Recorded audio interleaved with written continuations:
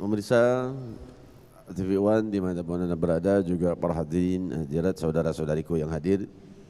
Amar ma'ruf dan nahi mungkar, dan di dalam pembahasan yang kita dengar dari mulai acara tadi hingga saat ini, ada dua hal yang ingin saya sampaikan. Yang pertama adalah kita serahkan segala sesuatu itu kepada yang berhak untuk menanganinya, yang berwenang.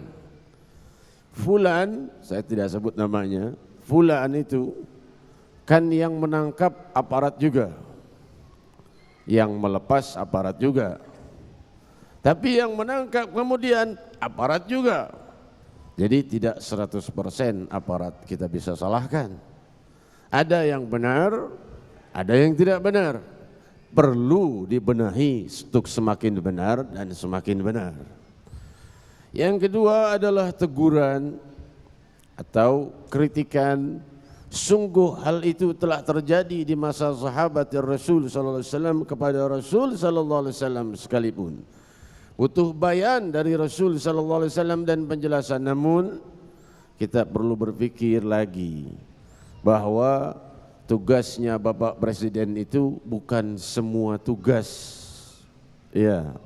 Bapak Presiden ini tugasnya jangan sampai gempa Bapak Presiden, koruptor Bapak Presiden, maling ayam Bapak Presiden dilapori, telur hilang Bapak Presiden juga dilapori. Kira-kira ini wewenangnya di mana? Wewenangnya aparat, wewenangnya hakim, wewenangnya polisi. Masing-masing harus berjalan dengan tugasnya masing-masing.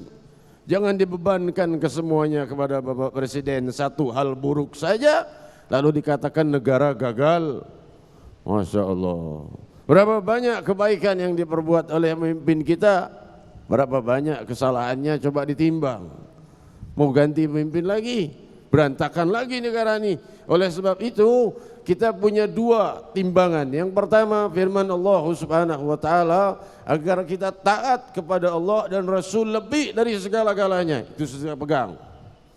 Tapi ada hadis riwayat Sahihul Bukhari bahwa Rasul sallallahu alaihi wasallam bersabda, jika telah naik seorang pemimpin dari muslim lalu ia berbuat kebaikan, membawa manfaat kepada suatu kaum, namun membawa mudarat juga pada sebagian lainnya, maka ambil manfaatnya dan maafkan mudaratnya. Ini hadis riwayat Sahih Bukhari di saat Rasul di akhir wafatnya, dan inilah khutbah terakhir Sayyidina Muhammad sallallahu alaihi wasallam. Di satu pihak kita harus tegas untuk lebih taat pada Allah dan Rasul dari seluruh makhluk, tapi di pihak lainnya kita harus bijaksana pada pemimpin, karena Rasul juga memerintahkan kita untuk menghormati pemimpin. Hadirin hadirat yang dimuliakan Allah, saudara-saudariku yang muliakan. Lalu apa yang harus kita perbuat sekarang? Generasi muda.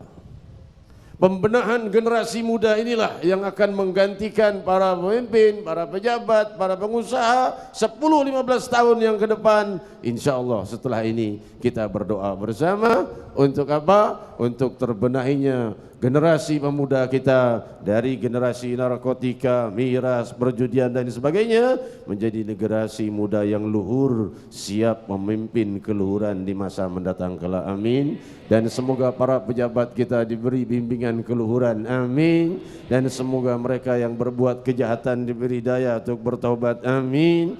Dan ribuan orang-orang yang masih terlibat koruptor yang belum terbongkar, segera diberi keinginan untuk bertaubat dan mengundur dari perbuatan mungkarnya. Amin. Bismillahirrahmanirrahim. Alhamdulillahirabbil alamin. Wassalatu wassalamu ala sayyidil mursalin wa ala alihi washabbihi wasallam. Kita bermunajat kepada Allah Subhanahu wa taala yang maha luhur. Allah Subhanahu wa taala membenahi bangsa kita. Allah Subhanahu wa taala membenahi para pejabat kita, membenahi masyarakat kita, membenahi rakyat yang terendah sampai yang tertinggi.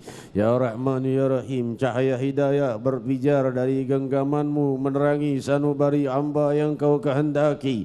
Telah Kau tenangkan banyak dari gunung-gunung yang kemarin merisaukan kami. Kau mendengar doa doa dan munajat kami, dan Kau redakan gunung dan gempa.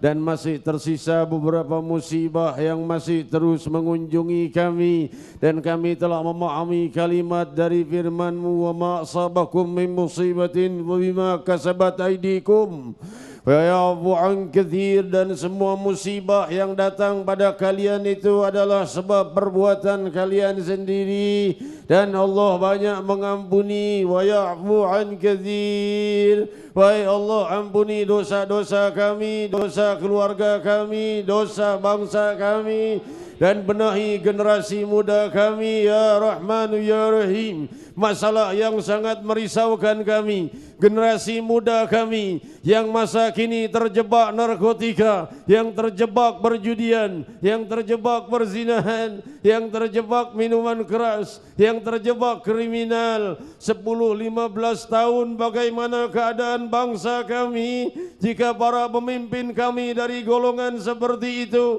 golongan narkotika, golongan miras, golongan penjudi, golongan pezina, golongan kriminal. Ya Allah, benahi generasi muda kami, bangkitkan semangat para da'i dan para ulama, bangkitkan semangat masyarakat untuk membenahi bangsa dengan kemuliaan nama-Mu yang maha luhur. Generasi muda kami titipkan kepada pangkuan bimbingan hidayah-Mu. Faqulu jami'an ya Allah, ya Allah, ya Allah, ya Allah, ya Allah.